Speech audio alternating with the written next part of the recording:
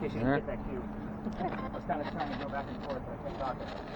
Alright, so when was this mansion destroyed? Do I need to keep repeating the question? I'm really... Times. She...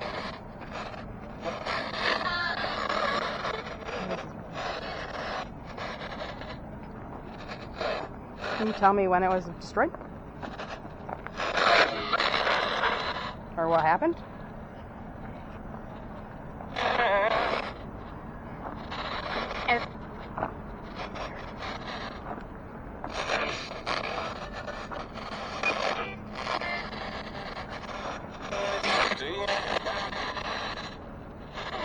Driver.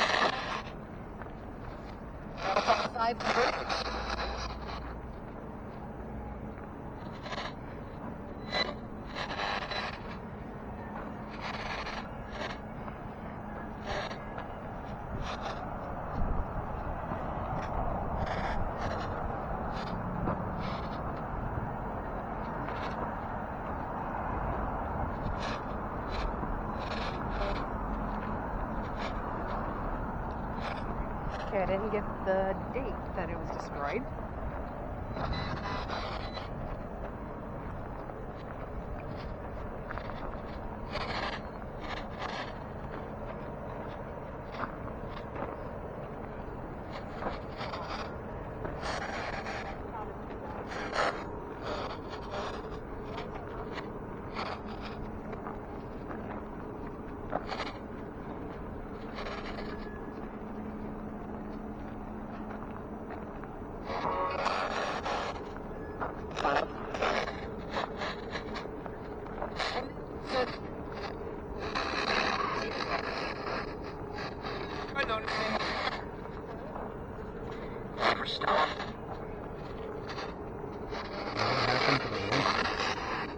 What happened to the mansion?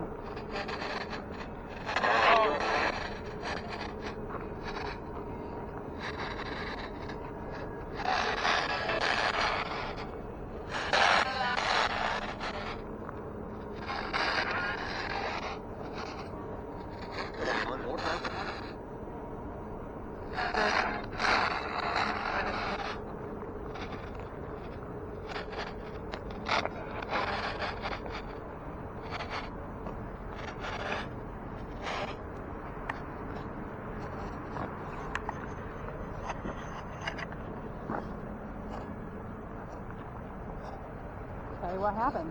What happened to the mansion?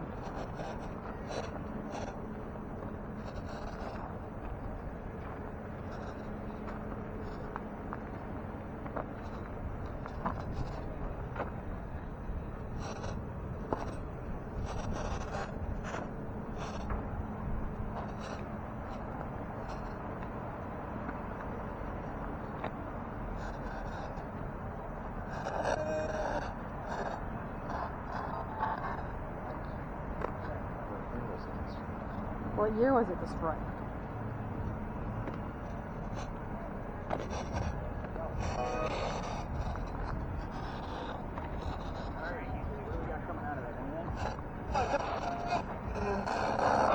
A bunch of noise. Any words that you can make out? No, I mean, I thought I heard 55 out of there, but I don't know if that was right. Okay. Well, it'll be on your audio for the video. I'm going to write down 55 just because you thought you heard something. Obviously, that's relative to Big John. Do you remember? It said established 1955. So again, that would be, I would count that as bleed over because we're still close. We might actually get things from Big John's over here, and we may have got things from the Pinckneys over there. Okay. So we're going to keep that in mind. Let me keep bouncing around again. I'll do 2 full round robins and then pull us to the back, just because I'm trying to keep this play short because I don't want to keep pissing her off and poking this way. Do we continually ask the questions? Yeah, I would normally focus on one question and try to get the answer. So repeat it like every 15 to 30 seconds. Okay. Reword it maybe. You know, try to figure out like what's going to be the trigger to get her to answer you. Okay. You know, maybe introduce yourselves. Hi, I'm Matt and Angelia. You know, can you tell us what happened to your beautiful home that was here? You know, those kind of things. It doesn't always have to be what happened to the house. You know what I mean? You can fancy it up if you need to. Just remember, she's a prominent English woman from the colonial times. She's not going to know certain terms. So keep it very, very simple. Got it. Wow. Hello, my name is Angelia. This is Matt. Can you tell me what happened to your beautiful home?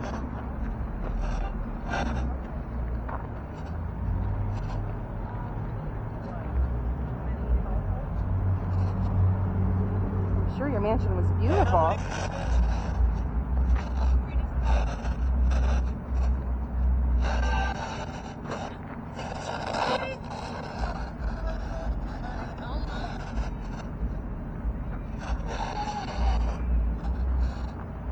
Can you tell us what happened?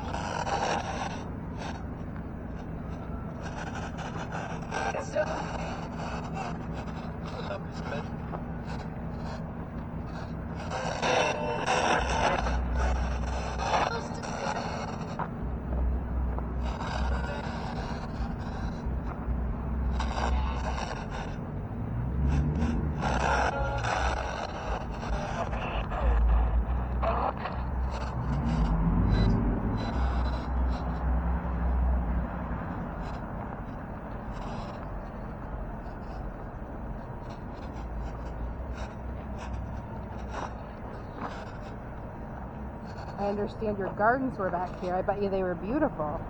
Can you tell me what happened to them?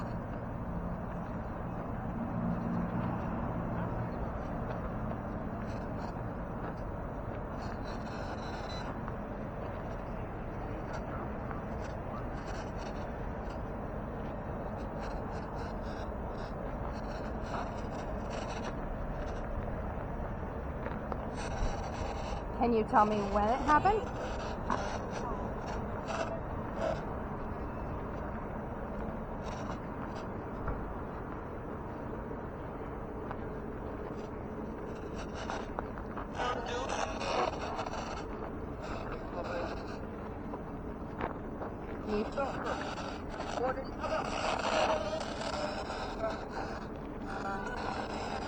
Can you tell me what year your mansion was destroyed?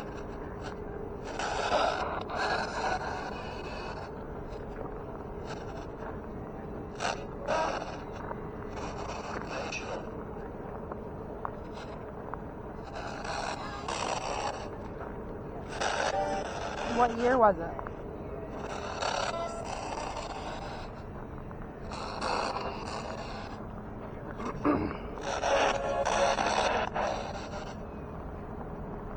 You sound like it makes you very angry. Can you tell me what year it was?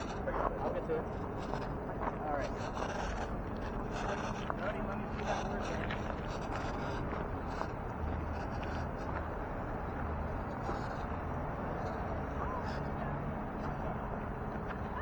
Can you tell me what month your beautiful home was destroyed?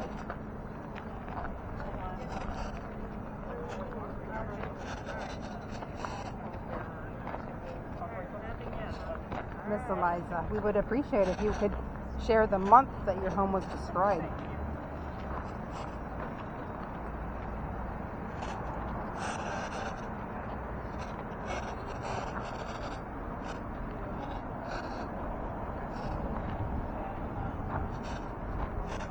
I know it was a terrible time, but it would help us understand you more if you would share the month that your home was destroyed.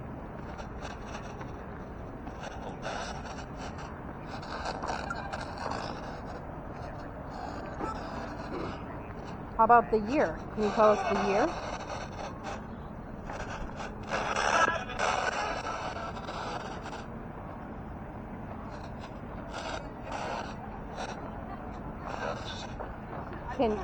Can you tell us what happened to your beautiful home?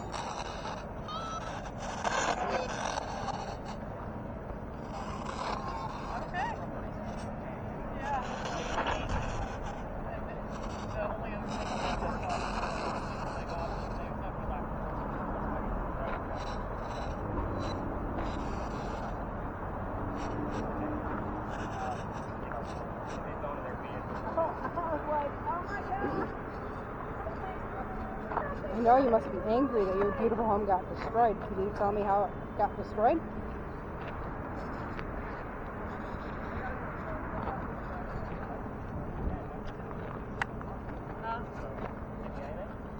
Look like you got a coffee cup. I did. Might want to get something else.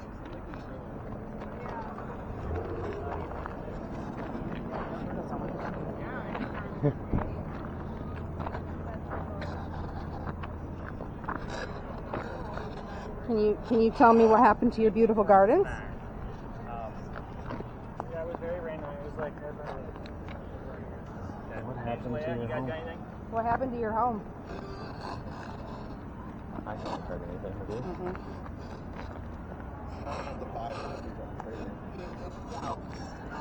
That's what I listen to every morning with my first cup of coffee.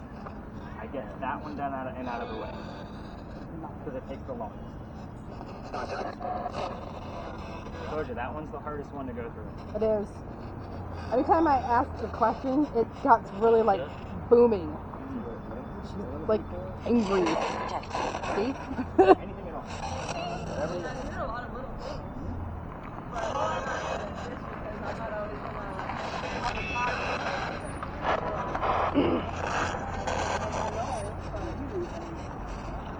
Focus on like it's a radio. Try to focus on like what the word was. Can you tell me what happened to your home? Please, Miss Eliza. You got the number 1 on there? Oh, no. I was just saying, are you number 1 or number 2? It's not a leak. Can you tell me what year it happened? What year was your home destroyed? Hmm? Can you tell me when it was destroyed?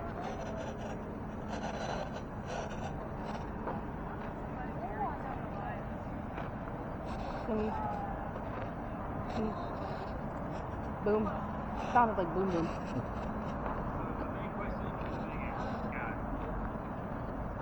Can you tell me maybe the date?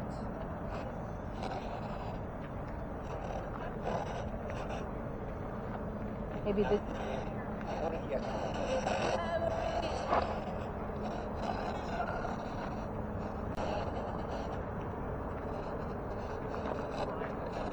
I think you're trying to communicate. See?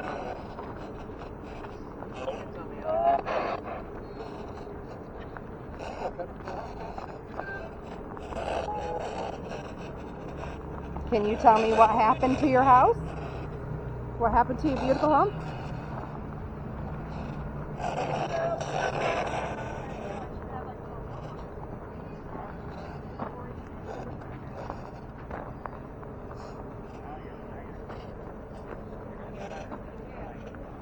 Can you tell me when it happened?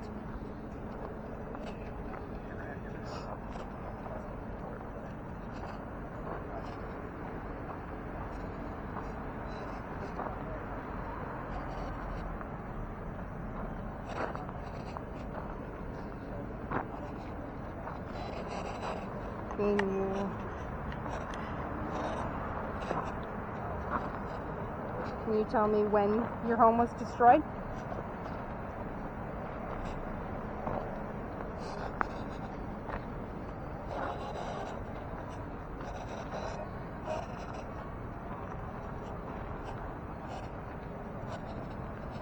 Can you tell me how it was destroyed?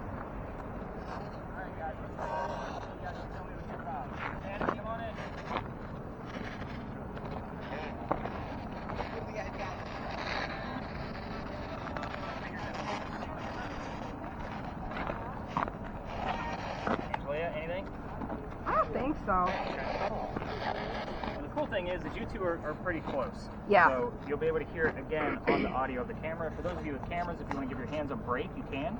So you guys are realizing that this isn't as easy as the back and butts, you know, that kind of thing. Just make sure the camera's on your left before you always hit the record button. So Matthew, you should be good to go too. It'll flip. Because I splice all those little videos together, so you have one, and that way YouTube doesn't know the flips. So, welcome. Did we hear anything, see anything? What do we got going on? Nothing? Nothing at all on yours I either? had photo and then plane. What kind of plane? Plain. Plane photo. Anybody take any pictures along the way? No. Okay. Nothing came out of yours, Angela? Mm-mm. All right. Heard might not make it. Might not make it. That's a good one. I like it. How close were we to here before you got that? As soon as we walked in? Right there, right now. Remind me to write that one down. I like it.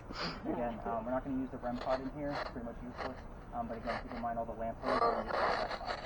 All right, so go ahead and mute yours for me if you don't mind. We'll cover the history here. This is the one space where we don't kind of, explore the space, and I'll explain why. I've actually been kicked out of here. That's the fun part of the whole story. Doty's looking at me like, really? That's the fun part? Yes, that's the funny part. Everybody laughs their ass off. So, this is Philadelphia Alley. If you haven't been here, this used to be called Duelers Alley. This is where some of the duels actually occurred for the city of Charleston. I say some because it was illegal during the 1700s at the time that this duel specifically took place. So, we all tell the same story when we're judged, either one way or the other, just kind of keep it steady. It's usually the best footage for this location. Gotcha. So Joseph Brown Ladd, his name often pops up here, so if you hear the song Brown Eyed Girl while we're in here, it's not coincidence. It does occur. So, he moves down here because he's supposed to get married to his fiancée, Amanda. Amanda just inherited a bunch of money from her dead parents. She's an attorney, helping her out with all of this cash. The attorney thinks that Dr. Ladd is just after Amanda's money. So he tells Amanda, get rid of the doctor. Dr. Ladd moves to Charleston to prove that he's not after her money. He's going to start his medical practice down here. As he's coming into town, the coachman set him up to be robbed and killed. It wasn't a very good start. This guy's dressed like he just came out of med school, because he did, and it looks like he's got some cash. Somebody was walking by, saw what was about to happen. His name was Ralph Isaacs. I stop on Ralph because he has the same initials as where the doctor came from, Rhode Island. Again, R.I. I actually have a digital Ouija board in my bag that we're not using tonight. Yeah, everybody gets that cringe when I say Ouija board. It's digital, and it works exactly like Ethan's device. It works off of EMF detection. That's the interesting thing about it. I bought it specifically for this location. However, it doesn't always give us the most dramatic results like your spirit boxes. That's why we're not using it tonight. However, R.I. shows up here a lot, but it does relate to two different characters of the story, so we always need a secondary clue to verify which one it belongs to. Anyway, Ralph tells the doctor, dude, I know this guy. He's going to try to kill you. I got some friends at 59 Church Street. You can stay there, rent a room, you'll be safe and good to go. Dr. Ladd took him up on the offer. The two gentlemen became friends. The longer the doctor stays here, the more money he's making. He's proving his point that he wasn't after Amanda's money. So, Amanda gets wind of this, and she's coming down so that they can actually get married. Dr. Ladd is pretty happy at this point. His medical practice is doing well, his fiance's moving down, he's getting married. He becomes known as the Whistling Doctor. Every haunted city you will ever visit has a cliched whistling ghost. I'm just going to tell you right now. We actually have proof of this one. We're going to get to that. Dr. Ladd and Ralph go see plays together. They can't sit next to each other because the doctor makes more money. Kind of makes sense, right? It's the hierarchy of Charleston. They talk about these plays on the way home. They go see Richard III one night from Shakespeare, and they're arguing over the new actress as they're walking home. Dr. Ladd thought she was great. Ralph, not so much. The argument gets even more heated when Ralph starts insulting Amanda, the doctor's fiancée, back home in Rhode Island. They get pretty pissed off at each other, they go their separate ways. I told you Ralph has friends here. He goes to see his friends at the newspaper, places an ad telling the whole city of Charleston what he thinks of the doctor. You're a disgrace to society, sir. To sum it up, Dr. Ladd sees the ad, rebuttals with, let's go to Duelers Alley. We're going to settle this once and for all. So they came down, they took their 10 paces, they turned, the doctor pointed his gun in the air, and he shot. He didn't want to kill his friend, just wanted to have the courage and bravery to show up to the fight, which is often what happens. But Ralph has his one bullet, and he puts it in the kneecap on the doctor. Dr. Ladd drops to the ground. He didn't die, but Ralph proved his point that he's still pissed off. Dr. Ladd's friends picked him up, carried him home to 59 Church Street, where he died 10 days later after refusing medical treatment. Different versions of this story will tell you that the second best doctor came in and all of these other things. All of the research that I do is normally a multitude of different sources, and the most common one was that he died after refusing medical treatment, probably because he was a doctor himself and was probably trying to bleed out the lead poisoning for himself. So, I just got real tea. When you were saying that, it was like, yep, real tea. Real tea. Interesting. So, a couple of things. Every ghost story that comes down here tells their folks, listen for the whistles. Hear the whistles of the doctor. It is true, and we're using my voice recorder. Just another reason why you guys are using earbuds and you're on mute right now. So hopefully something is going to come through. However, those of you with the red spirit boxes with the earbuds, you guys are listening to radio stations. At times, we will get just a whistling from a part of a song. Think of the Maroon 5 song, Moves Like Jagger. There's whistling in there. The Guns N' Roses, Patience. We get those things in here, and it's not coincidence. it happens often enough where I can say it's pretty legit. So, and again, it's usually with another clue. I always need at least 2 things, right? So just kind of keep that in mind. The other thing they say you can hear down here is gunshots, but I have no proof of that. So, again, that's just a weird thing that they kind of throw into the other ghost stories. So let's talk about how I got thrown out of here. That's the fun part. This alley didn't come all the way through. It cut off about halfway between here and Cumberland Street. Because this is where they kept the livestock. It was called Cow Alley before it was called Dueler's Alley. So again, the word cow shows up here on your word list quite a bit. But anyway, that means the bricks on that side are older because they were placed first.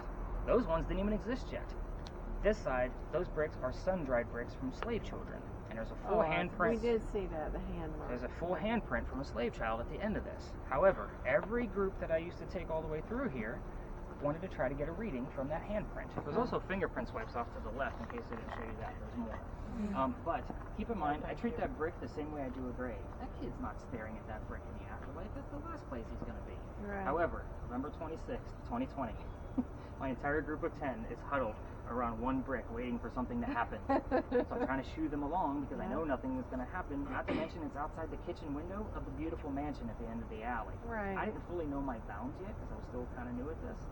It is out of bounds and I was in the wrong, but the new owner came out screaming. So my daughter thought it was great because she, Dad's getting yelled at. She was on the tour that night. We moved on. The next day was Thanksgiving. I told you guys I worked in retail for over 20 years. Yeah. Yeah, that was mainly for Walmart. I will never work another Thanksgiving in my life. You guys can feel my pain at this point, ever. Yeah. So the next day after that was November sorry. 28th. I got a phone call asking me to go down halfway, which is what we're allowed to do. That's the cutoff point, or reroute. I decided it wasn't fair for my groups of 10 to be working with 20 to 60 other people. Most tours go up to 20 people. We're allowed to go to 20 people. I just don't. But again, I told my group that night, I don't believe in this next story we're going to. I'm a vampire guy, not a pirate person. So we're going to see what happens, and I really don't know as much as I should. Yeah, right. So before we left, somebody heard the name Anne on a spirit box. And I went, oh crap. What I didn't tell these folks was that we were going to be investigating the famous female pirate Anne Bonny. So I was like, shit, maybe we are going to get something. And I had been to that location dozens of times on my own. When we get there and I told what little bit I did know about piracy, which wasn't much, somebody else heard the number 300, and I didn't know what it meant until I'm doing the research the next day. We were there on November 28th of 2020, Anne Bonny's trial for piracy, November 28th of 1720. Wow. We were there on the exact 300-year anniversary of her pirate trial. Wow. Wow. So I've read more damn books on pirates than I've ever wanted to in my And entire that life. sucks. So again, everything we're about to go through with this pirate lore is coming from a multitude of resources. I don't put anything out to you guys unless it's been confirmed by more than 2 resources. Again, I have a whole bookshelf at home that's nothing but pirates. Because I wanted to make sure trying to piece together a factual investigation on pirate lore is ridiculous. You guys should be thankful I have a master's degree in creative writing and can piece it all together. So, but that's basically what we're going to be looking for next. We are going to get some bleed over from this location, which is kind of the cool thing of how close these 2 spaces are. We may get clues to Dr. Ladd and Ralph over there after I kind of go through the crazy history. While I will tell you about this Anne Bonny story, that is a whole hit or miss location. We're either going to have a lot going on or nothing. It's one of those spaces. Now granted, Pinckney Mansion was really weak as far as relevant information.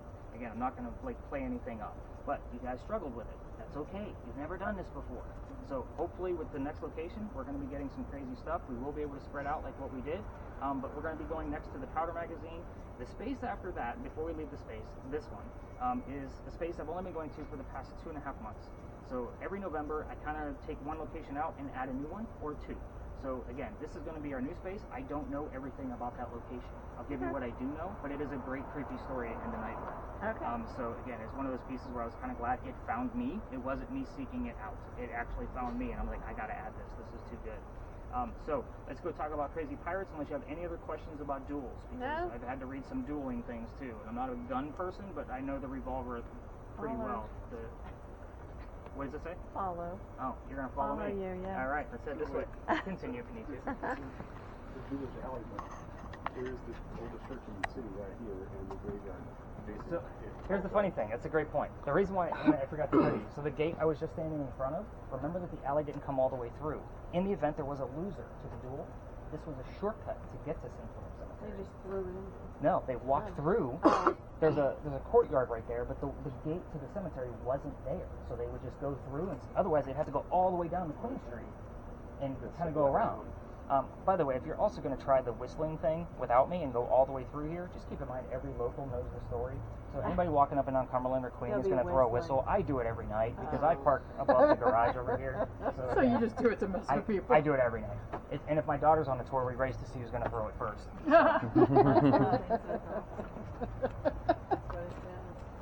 So I can keep recording between here and Yeah, there. you can keep it rolling if you need to.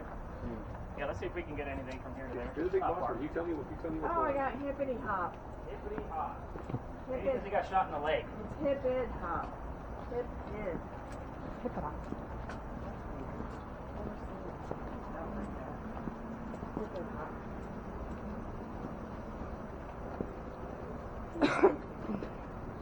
So I can go off from you. Okay. Sure.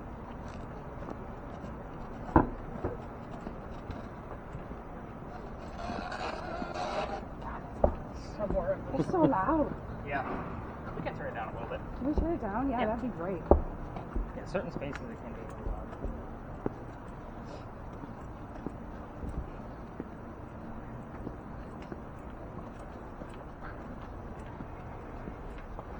Should be a little better for you. Thank you. It's on right now, just so you know. Okay. Like unmuted. Okay. And the volume for each channel is about halfway down those buttons on each side. There's two columns. Oh, okay. You see them? Yeah.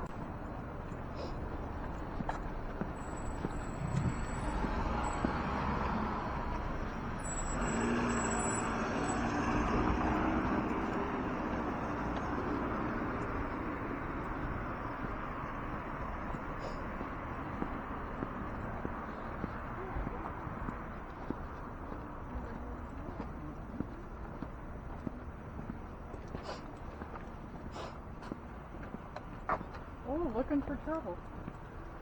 Is that what it says? Huh? Who heard looking for trouble? Me. Trouble showed up here the other night, exact same spot. Really? Yeah, Oh, that, yeah, it just, whew. I like it. Oh.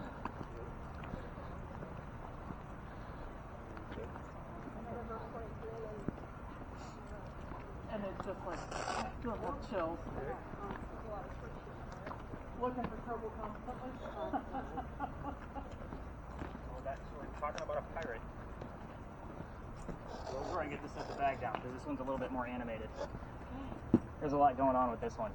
Kim, you got anything? Church sources. Romans chapter 1 and 23. Yeah. Verse 23. Verse 23. Verse 23, yeah. That's a weird one. Romans chapter 1. I got It was two change different it. ones, though.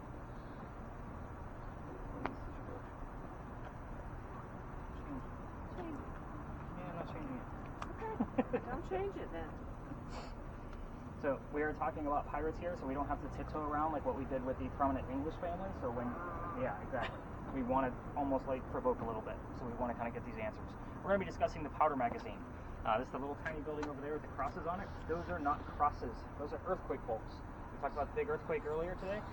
So earthquake bolts, if you're unfamiliar, they're turnbuckles. So if we have another earthquake, you turn the turnbuckles and it tightens the building back up so that way it doesn't incur any further damage. Really? Yeah, it's a great idea. It doesn't work. Every Californian I talk to laughs their ass off every time I bring them up. I've never heard of that before. Yeah, Californians love this story. But anyway, the reason I bring those up is because that's part of the reason why we're here. Those earthquake bolts were the first ones that Charleston ever put in because that's the oldest government building in South Carolina. Okay. We are here because that building is what I call a familiar. That building was being constructed at the same time that Anne Bonny was coming here to start her new life. So again, it's like using a toy to attract a child ghost if you guys watch the TV shows. You use the teddy bear thing? Yeah, same principle. So this building took 10 years to build. Does that sound like our government? Yes. Small building, 10 years? Not at all. Not So right. the story begins right in the middle of its construction, 1708. Follow me, there's a lot of twists here. We're talking pirates and it gets a little nuts. So, young lady moves here from Ireland. Her name is Anne Cormack. She comes here with her father, his mistress. The mistress is Anne's mother. You guys with me so far? Yes. Okay, the three of them are running away from her father's angry wife. Preacher? Church, told you we were going to get those very... Mine says too much trouble. So, but yeah, how angry was that wife that she had to leave Ireland and come here by boat? Probably not happy. Yeah, probably not happy at all. That's a whole other scandal all on its own. But anyway, they land in Georgetown. That's between us and Myrtle Beach. So Dad bought a plantation. Mom died pretty quickly. That means Dad is sending young Ann down here to be able to sell anything from the plantation to keep things afloat, hence the familiar building. So let's back it up a second. Anne, back home in Ireland, was said to be kind of a badass. They say she killed one of her servants when she was only 7, 8, or 9 years old. Remember pirate lore, no exact number. At the with a knife to the belly. 27, We've had the 20. word knife, servant, and belly show up all in the same evening before. That's how we learn about these things. Wow. So I know, kind of crazy stuff. Fast forward, the building's done in 1713. By 1715, pirates are coming through town. Anne is stoked. Why? She's gonna fall in love so she can earn her freedom just like a man. It's a man's world, right? So, first guy she falls in love with. I said first because there's a handful, and we're going to go through them. That's where it gets nuts. First guy is James Bonney. You already know where this one's going, right? So Dad didn't approve, filthy pirate, they go to Jamaica, they get married, Anne Cormac is now Anne Bonny, the famous female pirate. However, James Bonney is not Captain Jack Sparrow like what she was hoping for. This guy turns out to be a privateer. He's a spy for the British. He's a coward in her eyes. So a few years later, she falls in love again. This is John Rackham, a.k.a. Calico Jack. This is the guy that they based your Johnny Depp character off of, just so you know. Calico Jack has his own ship. Anne wants to be part of it. You can't put a girl on a pirate crew. Does anybody know why? No. She'll get raped, I would imagine. Let's keep it family friendly. Ship's going down. It's bad luck. Oh, like whistling in the kitchen. Right. So, he makes a deal with her. If you dress like a guy, you can actually be part of the crew. Just hide your gender, but you're going to be a female in my quarters for sure. Other. Now, the interesting thing is that she's okay with this. Why? Because Dad used to cross-dress her as a boy back home in Ireland to hide her away from his wife. So she's like, whatever, let's do this. But we are all adults here. Let's put 2 and 2 together. She's a female in his quarters. She's eventually going to get pregnant. You can't have a pregnant pirate dude on the crew. Somebody's going to figure it out. Yeah. So he drops her off in Cuba before she starts the show. Have the baby over here. Come back later. We'll figure it out. She goes and has the baby. Returns with no baby. No amount of my research can find out what happened to this child, nor can I trace it. So, she comes back dressed as a female. This makes Jack pretty angry. And while she was away giving birth to his baby, he captured another pirate crew. They're down below deck. She's going to go flirting just to make him even more mad. We're on guy number 3, in case you lost track. Guy number 3 turns out to be a female, dressed like a guy to be part of the pirate crew that Calico Jack captured. Her name is Mary Reed. She went by Mark Reed to become a pirate. Her and Mary became friends, possibly lovers. We're not going to really know for sure, but the British found out where they are. They've sent an entire fleet of ships to take down one pirate ship. Rumor has it that Anne and Mary were the only 2 pirates not drunk enough to come up and fight with their 1-bullet flintlocks. Obviously, they're not going to be able to take down a whole fleet of ships. They get arrested. As they're being arrested, the entire crew, Anne looks at her beau, the captain, Jack, says, "You should have fought like a man instead of being hanged like a dog." The word dog shows up here a lot on your spirit boxes, by the way. The judge wants to see the 2 quote-unquote men that fought back so valiantly on their own. I know it's a long story. I'm trying to get through it. No. So the quote-unquote men, he's already killed Calico Jack and the drunk pirates that wouldn't fight. They're already tried and hung and gone. The 2 ladies go in front. They reveal their gender. He doesn't give a shit that they're female. They're still pirates, so he's going to hang them anyway. "We plead our bellies" was the last thing they screamed, because you cannot hang a pregnant woman in 1720. They were claiming to be pregnant. So he says, fine. He delays the hanging, sends them both back to jail. Dad is still up here in South Carolina with all of his Irish money. He bails out Anne, brings her back home, she remarries. That's husband number 2, but guy number 4, because we're going to count Mary. We don't really know. She has 4 kids, dies at the age of 84. Yes, very abrupt. We don't know much about her after her pirate career, and most of that is up for speculation. Some say she stayed here, others say that she went to Virginia. She definitely changed her name, and we do not know who the husband was. Mary Reed, a year later, dies in that Jamaican jail from whatever pirates died from in a Jamaican jail. Use your imagination. Most books will say that it was fever. I'm going to say make it romantic for yourselves and say it was scurvy. Yeah. Why the hell not? So, a couple of things I left out of here because you guys know what to do with your questions on your spirit boxes, but the 2 things I left out. The name of the parents. That's Anne's father and his mistress. I Not left that on Kendall, purpose. is it? What's that? Kendall. No. The name of the ship I also left out that she was part of with Calico Jack. So everything else is fair game. Ethan, you're definitely going to use that motion sensor here. So that's antenna, then a white button. But you're going to be asking Anne Bonny what her hair color is. Okay. It's red. The only way for us to get a red is for her to touch the metal antenna. All the way. All the way. Yeah. The closer you get to those bushes in the corners of the lot, the higher readings you're going to get because of the electrical poles on the corners and the parking meters on the other side. If you get a reading, say, from the second tree back, that's when I get a little bit more excited. Don't give me numbers that are going up there that are probably 5 to 12. Everything else is fair game. It's more about the colors here. Spirit box is getting cranked. I will tell you, Matthew, with your device, your camera, one of the best orbs I've ever caught has been up in that corner with that camera. It was bigger than my head, and it actually moved towards me, stopped, turned, and then went up. Like the whole thing was completely intelligent, and I would say it was probably this big, giant. So, and again, it came towards me, and it wasn't any kind of bug or anything like that. It's giant. You can see it. And then stopped and went, no, I'm not going to mess with Nick. I'm going to go up. And then it dissipated. Completely gone. Beautiful. Cool. One of the best pieces I ever caught. But yeah, let's bring it up. Keep in mind that there are other tours that cut through here. Who are we supposed to be talking to right now? And Bonnie. And Bonnie. All right, let's do this. So I do have one question.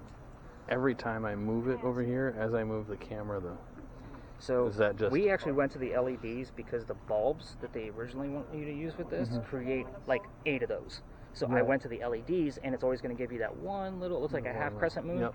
Yeah, it's always going to be there. I've done That's kinda what I everything I thought. can to get rid of it. I may get a second one and crisscross them because they can stack.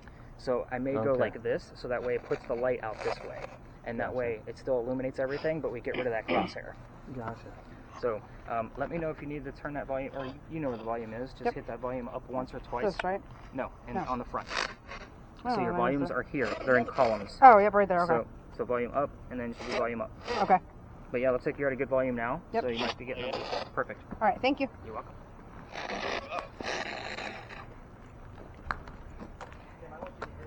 And Bonnie, what are your parents' names? What is your dad's name and his mistress? Where's that arm? What is your dad's name, Ann Bonnie? What is your father's name, I should say? So dress you like a boy to keep you away from your mother. Can you tell me your father's name, Ann? Okay, how about your father's mistress? Can you tell me her name?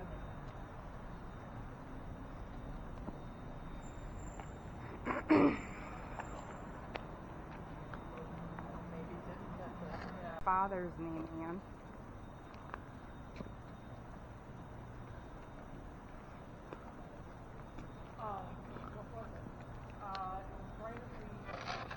Ann, what is your father's name?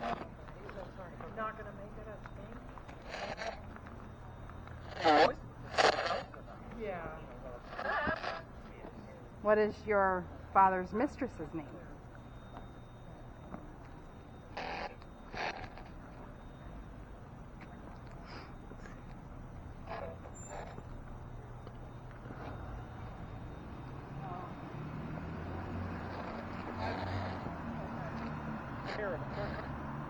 What is your father's name, Ann?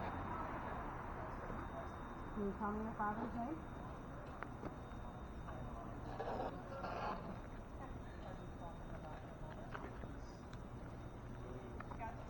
Can you tell me your father's name, Ann?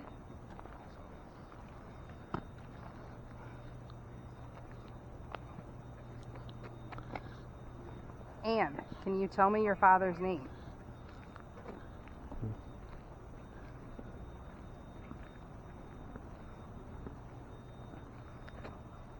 What is your father's mistress's name?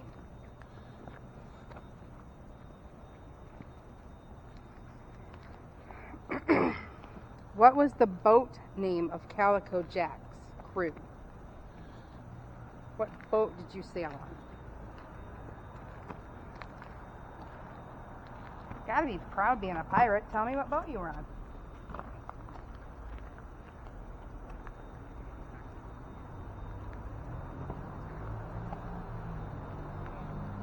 Can you tell me what boat you were on? Can you tell me what boat you were on, Ann? What ship was it? What's it called?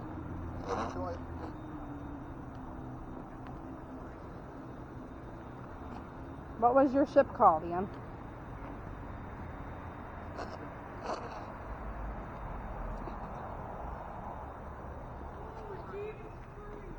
Try it one more time, Ann. Give me that ship name.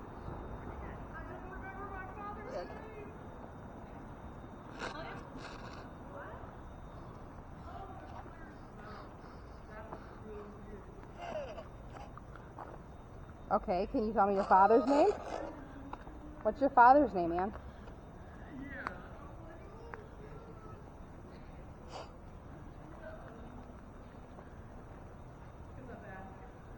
And what is your father's name?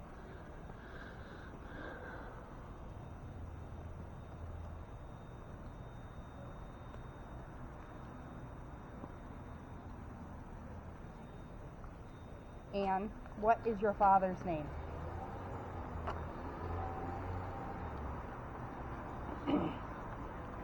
Don't want to talk about dear old daddy, huh? What about your father's mistress? What was her name?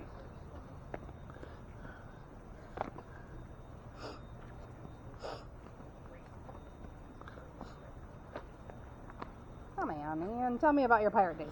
What was the ship you were on?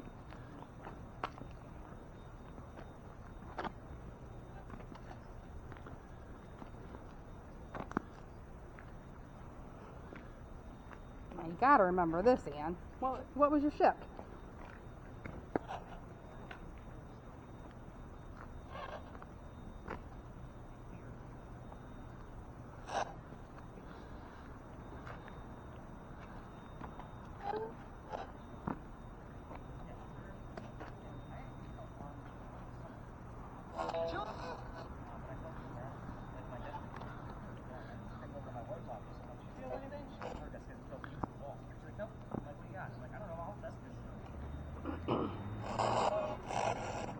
Can you tell me your father's name, Ann? What you got? Anything?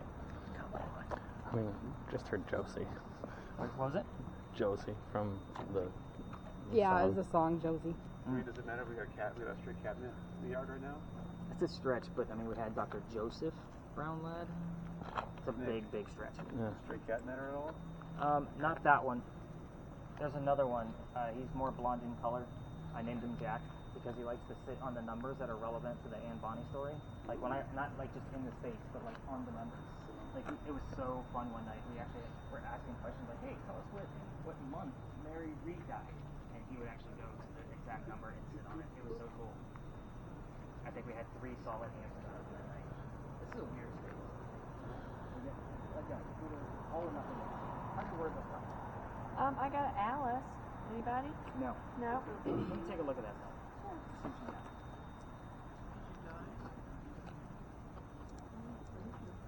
Yeah, great news. Got it? And can you tell me your father's name? No. Nothing. Nothing. Sure. Your dad has a name, Ann. Your father has a name. Can you tell me what it is?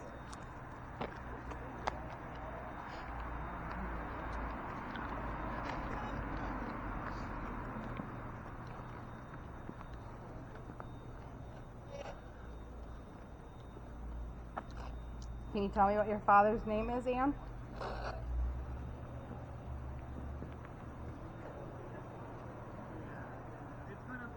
What ship were you on with Calico Jack? I got a fight. Can you tell me what ship you were on with Calico Jack? Really vague.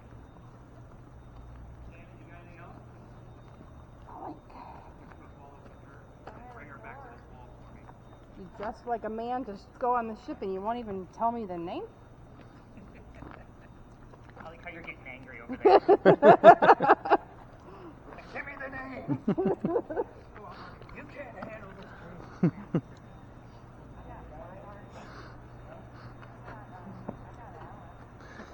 It's a pirate. I mean, Gotta get angry at her. come on, Ann. Give me your father's name.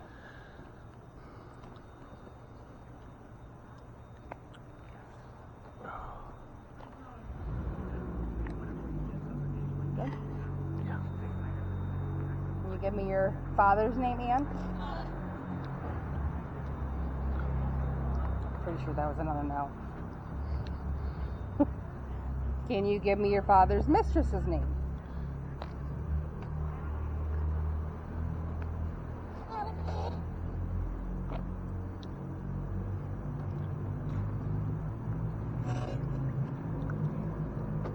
Can you give me one of the 2 names? Your father, your father's mistress, your ship name.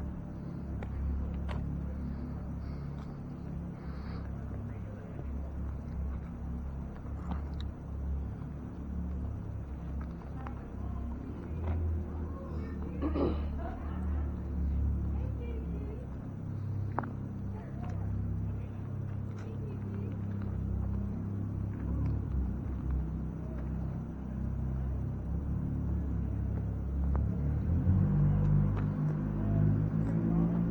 can you tell me your father's name?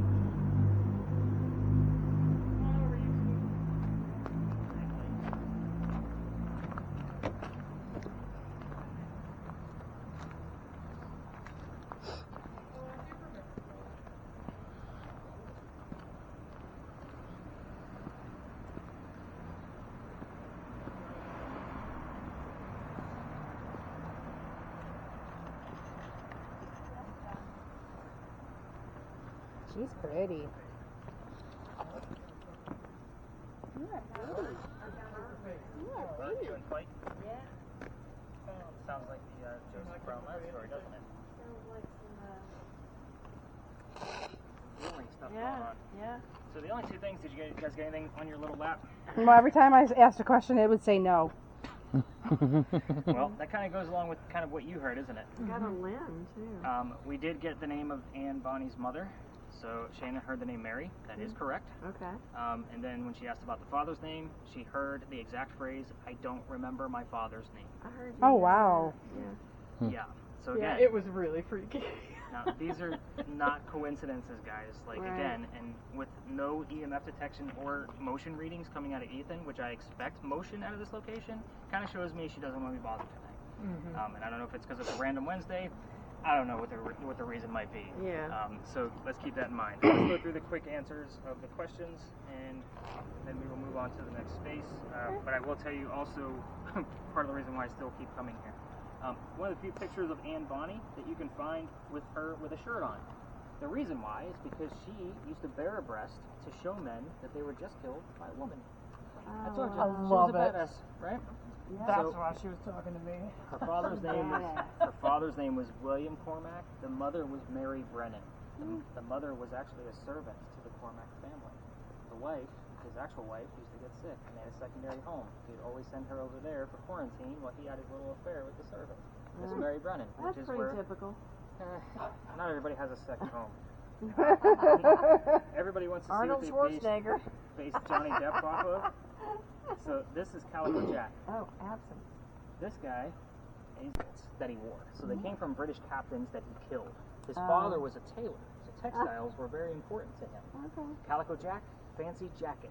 That's where the name comes from. Oh, okay. The name of his ship was called the Kingston. I don't expect the word Kingston to come out of most of your spirit boxes, but Angelia's, yours picks up more disembodied voices than anything. The word king would actually suffice, even on the word list, if we were asking that direct question. Sometimes we have to mix what our technology is, because we're not going to hear the name Kingston a lot, especially here in South Carolina on a radio station, especially with the methods that we're using tonight. So again, king would suffice. We rarely get it, which is why I continue to throw that question out there. There's another reason why I give you guys that heated warning at the beginning of our time together. It's from this space. About a year ago, this past September, I brought my team to the back like I normally do. It's still pretty busy, fall's coming, you guys get it, people don't go stairs. So I always go to the back to stay out of their way. The kid next to me literally went white as a ghost the minute we entered the space. I had to pick him up by his armpit to stop him from hitting his head on the ground. Wow. His boyfriend picked him up on the other side of him. We brought him over here to this wall so he can sit down. Got him some water, he's feeling better. I then told the story of Anne Bonny. Afterwards, this used to be my last stop, by the way. I'd say, everybody go spread out, have fun, it's our last stop, let's make the best of it. Them two stayed aside and pulled me aside and said, Nick, we gotta tell you, we are two transgender males. Meaning I had two females dressed like males, just like Anne and Mary in the story, on my tour. So, it made complete sense to the entire group as to why one of them nearly passed out the minute we entered the space. Wow. These are the weird things that I see probably 4 or 5 times a year. Most Wow. psychics and mediums, if they're good and practicing, don't make it past the Pinckney Mansion site. It's just one of those pieces where it's almost like an anti-religious thing, sacrilegious thing for the Pinckney family. So again, they're usually not welcome there. Again, I've had some that made it all the way through. This is a space of psychics you normally get a weird vibe from too, normally from a soldier, and they all see the same damn soldier. Yeah, and it's all the same description: blue pants, white shirt, suspenders, every single time. Very interesting, and I do see a lot of psychics. And I will tell you, I test most of the people that say that they can sense things. I will leave out more things out of the history pieces that I'm throwing at you tonight, just to kind of verify what they're doing. And afterwards, I'll give them the honest feedback. you know, what I actually did, and Yeah. if they kind of did pass or if they kind of sucked at it. That they need more help. I'm that guy. So again, I see those folks all the time. For those of you with cameras, as we walk to the next space, it is 2 blocks away, 2.5 blocks, so there will be no point in recording unless you want to get some footage of the really cool cemetery that we're going to be passing by. I will tell you, as we did that last week, we did get a 45-degree difference of something moving in the cemetery. Do we need gas? We Just might have to asking. get there. Just asking. Does somebody have gas? It might be the other question. Anybody? Good. Always. So the next space, again, Usually. I don't know everything about. It won't be an elongated story. So again, I'll tell you what I do know, but along the way, kind of Yeah, keep track. and then Like good. when I asked you guys, like, hey, did you hear this as we entered this location, or as we were, you know, where were we? But as we get closer to that space, I definitely want to know what you guys are hearing. This is where I get to learn more about the space. You're going to be teaching me what's going on. Again, I'll give you a little bit about what I know there, and then we'll spread out. It is a gorgeous, dark, creepy park. Other tours may be in there. I don't know what time it is because I don't keep track of time while we're out here. If it's light, we just move on. If it's heavy, we stay. That's kind of how this works. Okay. So let's hopefully the next space is going to be heavy because this tour so far has been really, really light. Yeah. I don't have a whole lot to go off of. I'll have to take a second set of eyes on that, and hopefully I'm going to be able to capture more than what Shannon's going on. Remember, I listen to those things every single morning. So, any other major questions about pirates? I can probably answer anything you need to because I've read more damn books on it. Yes, What was the husband's name of Mary and who married to have the child? To have Anne. What was her okay. I was going to say, which Mary are we talking Yeah, about? who was Mary, the father, so she couldn't remember. William, Charles. William Cormac. Okay, I'm like, because Charles kept coming, just pounding. We get that a lot here too. The husband of Eliza. Guilty. There we go. Finally. And maybe it wasn't reason earlier. Maybe it was treason. Oh, maybe look at that. That's kind of a stretch, but I do like that she is guilty. The husband of Eliza, Lucas, is buried right across the street. Okay, I mean, it didn't come through. Just pounding in my brain was the name Charles. Interesting. Maybe it's the soldier. I have no idea, but we do get that name a lot here. Okay. All right, let's go learn about this crazy writer.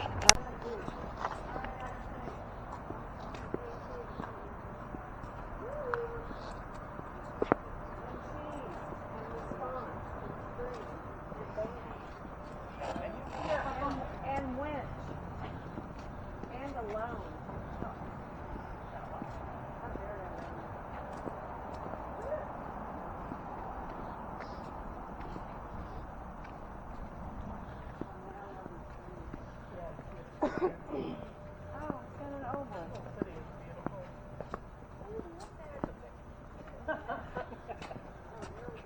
I got laughing in my earpiece when I said it as well. So you weren't the only one that thought it was funny. All right, spirit boxes, what do we got besides the word list? Because I heard all that. Everything. Everything? Kim, you got anything? Oh, what was the Bible verse? Oh, 2 Corinthians. I can't remember. 2 Corinthians 3. And nothing coming out of yours, Angela? Did you get any noise at all? I got noise. Okay. I'm just trying to, gauge that one because I don't always bring it out.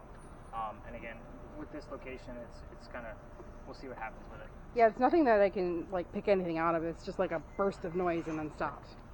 Fair enough. We might have to turn the volume up like one setting, like tap each one once. Okay. Once we get started. Okay. So first time I came here, I had no idea what I was going to find. So I just brought a party of 2. It was a little bit of a rainy night, and everybody canceled for the party of 2. And look around. There's tons of monuments. I figured this is going to be a new space. Let's see what happens.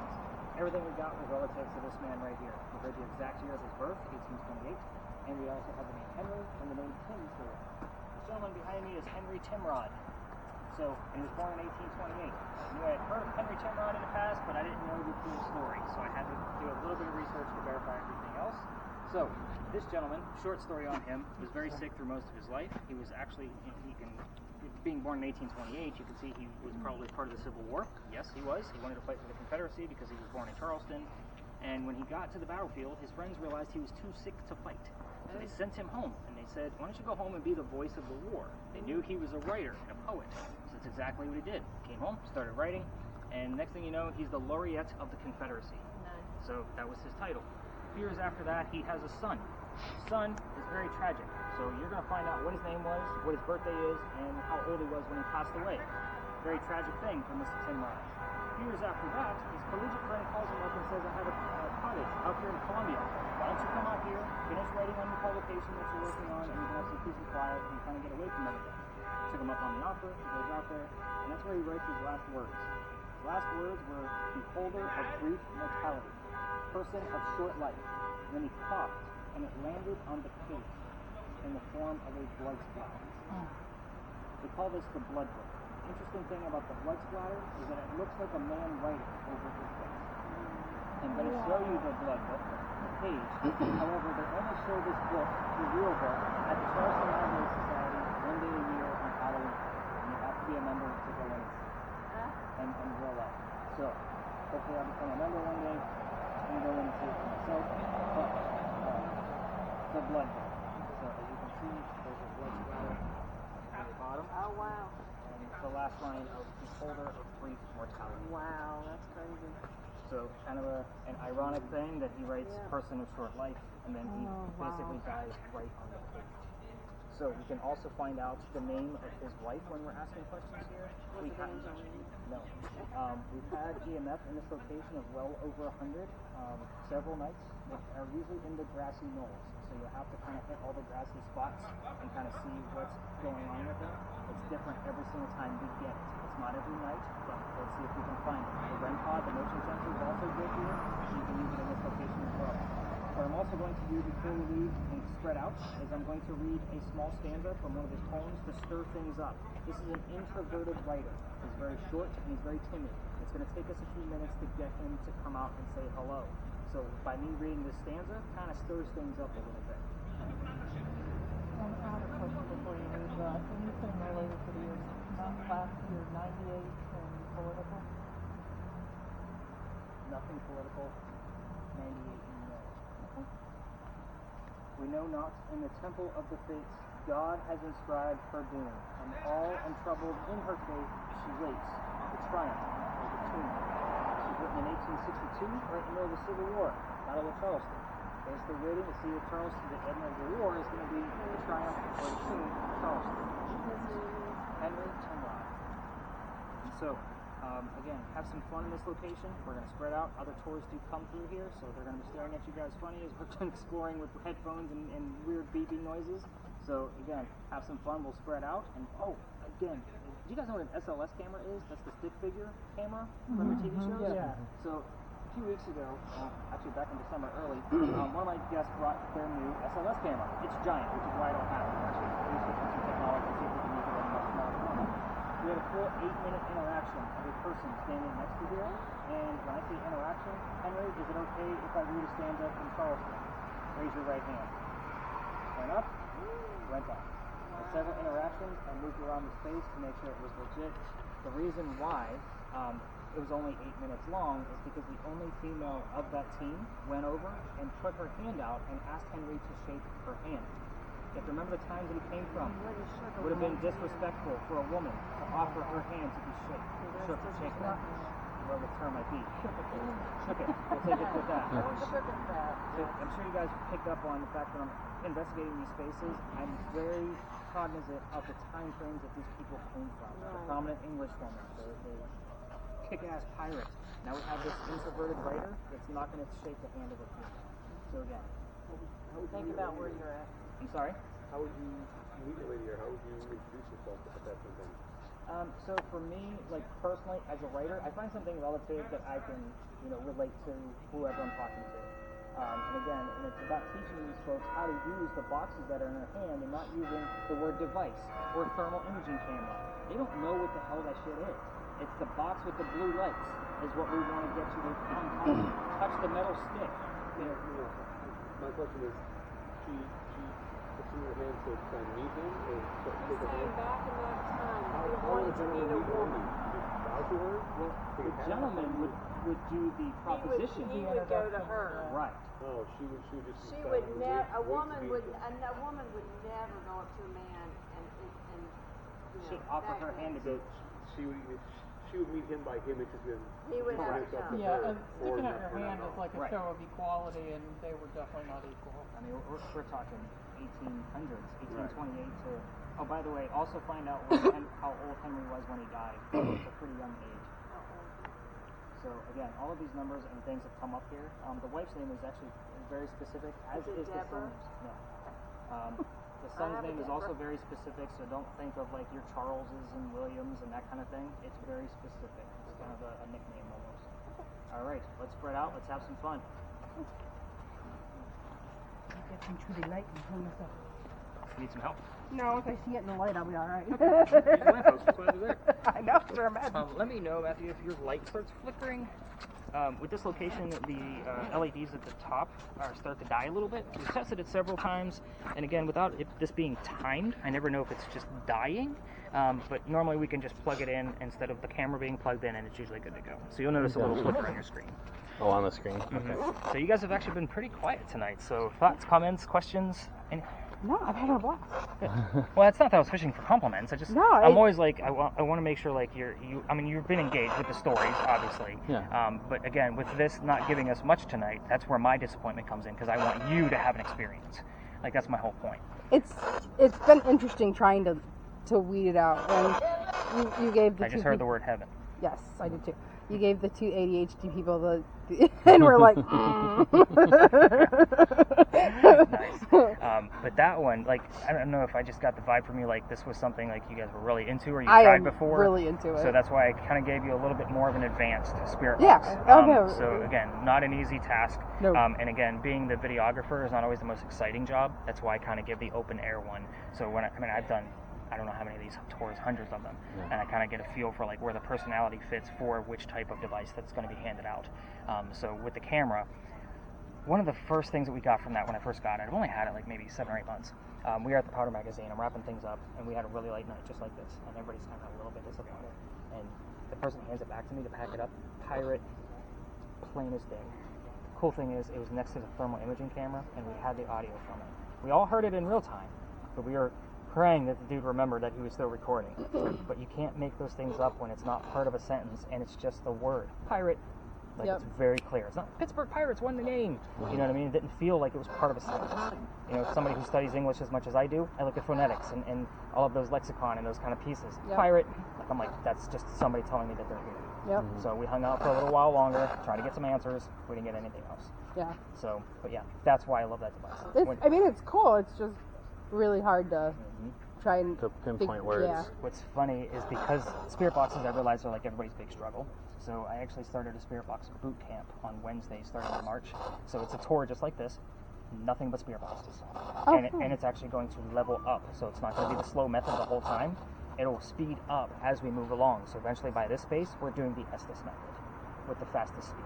So if you're unfamiliar with the Estes method, it's taking away the sensories. So you put the earbuds in, and then a noise canceling headphones over top, and that person doesn't know the questions that are being asked, and they're just spitting out the words that they're hearing. Oh, cool. So you take away the senses, so that way they don't know what's going on. Is it Smith? Smith. Jason Smith?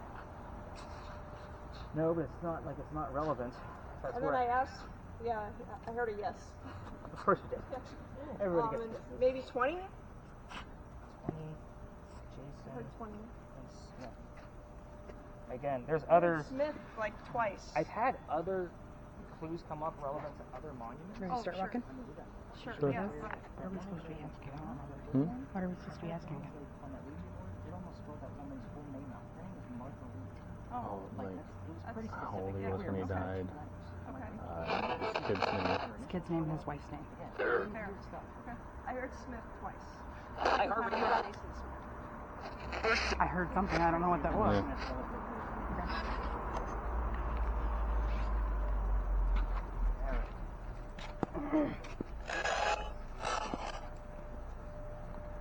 Can you tell me how old you were when you passed away? When you died? What's his name? Kill. What's his first name? Can you tell me? Can you tell me how old you were when you died?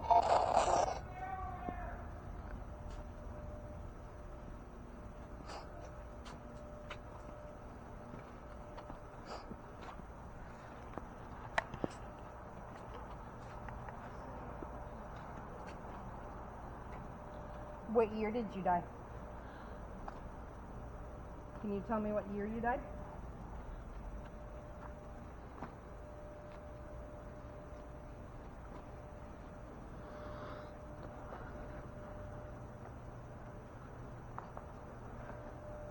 Can you tell me what year you died?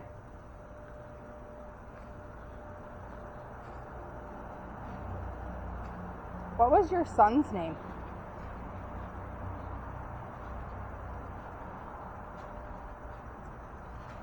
Can you tell me what your son's name was?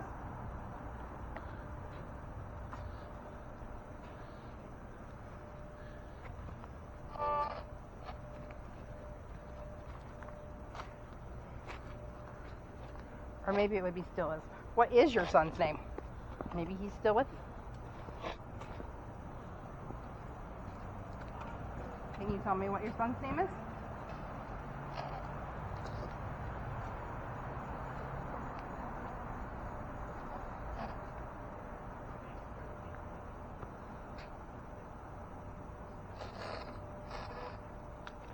Did you ever write poetry about your son?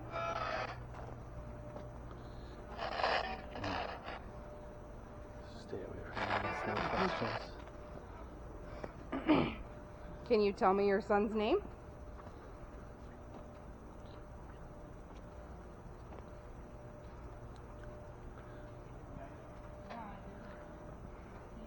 What year was it when you died?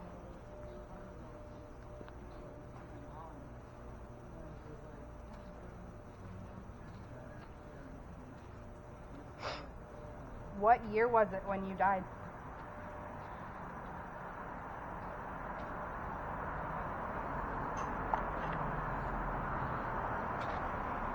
Can you tell me what year it was when you died? Or how old you were? Hmm. Do you see something? Yeah, I got a flash. Cool. Literally right in front of the camera. Can you tell me how old you were when you died?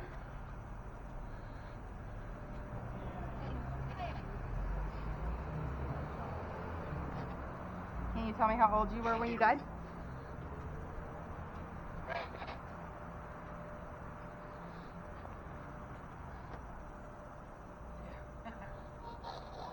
How old were you when you died?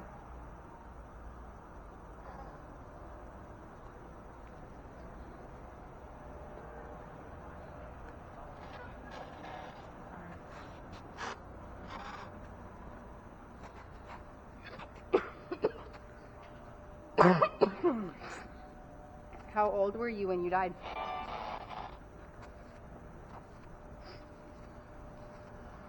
Can you tell me what year you died in?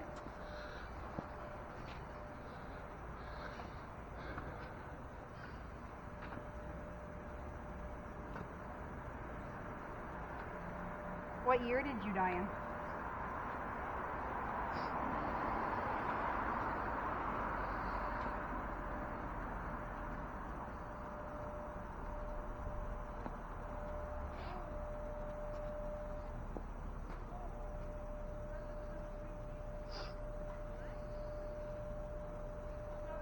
Can you tell me your son's name?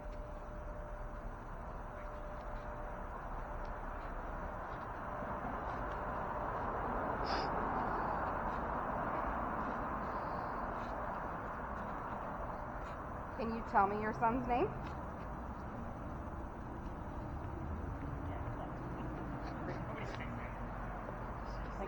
It's on with Henry.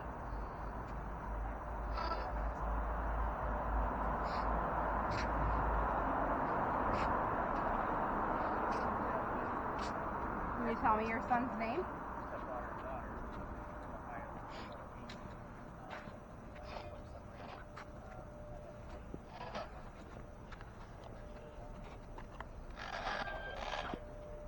What is your son's name?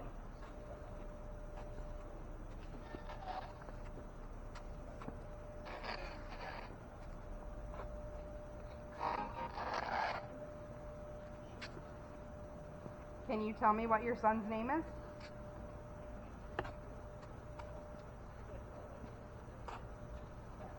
How about your wife? Can you tell me what your wife's name is?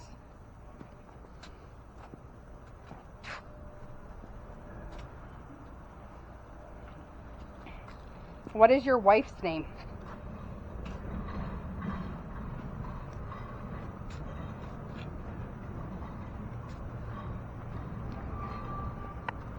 What is your wife's name?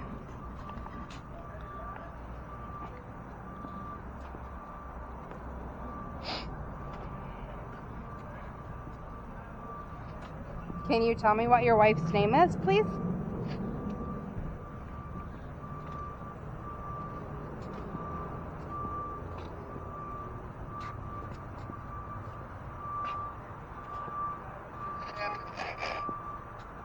What year did you die?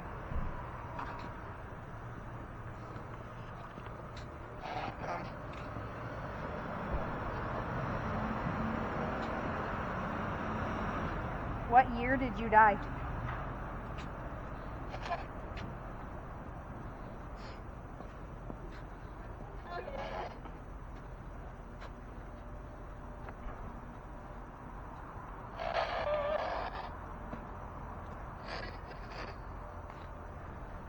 What year did you die?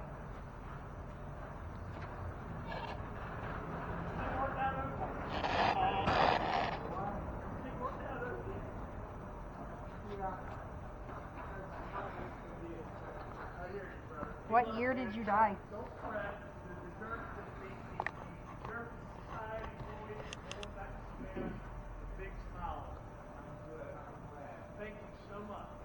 Can you tell me what year you died?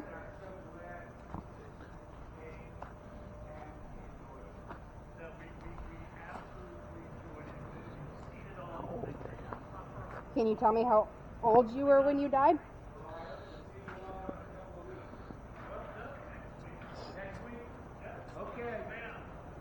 How old were you when you died?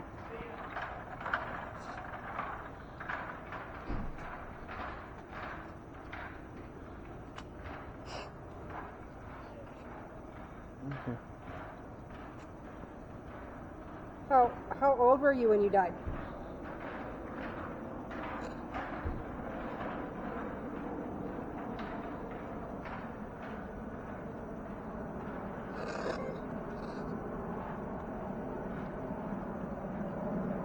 Can you tell me how old you were when you died?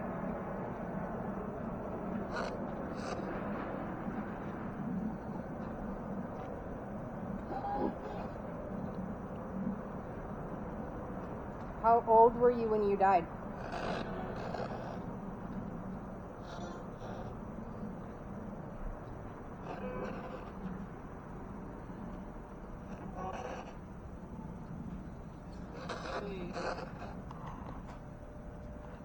How old were you when you died?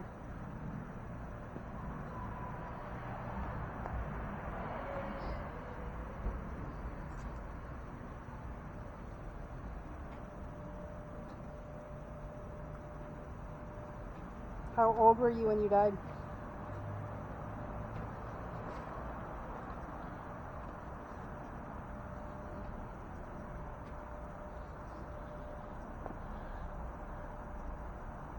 How old were you when you died?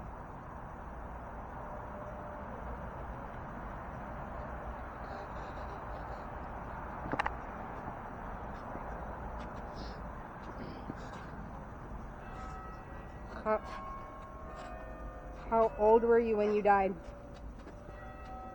All right, Jody, let's bring it in. Who we missing?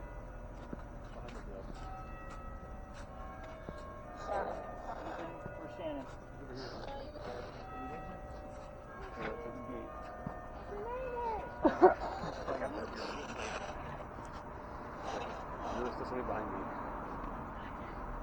So when I was standing over there, something did go like in front of the whole camera. Okay.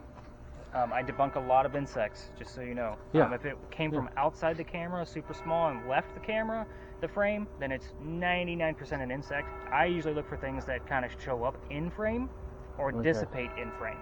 So that way we can kind of see like it's not an insect. I look at flight pattern, speed, and if I can freeze frame things and get it like second by second, I'll do that. It just covered almost the entire frame and just went straight up. Oh, so it was big. From below to above, almost the entire frame. Nice. How long ago was that? How long ago was that? Probably 5 to 7 minutes. 10 minutes? Fair enough. Yeah. Just so I kind of have an idea when I'm spot checking it. I heard Henry. Oh, we'll take that one.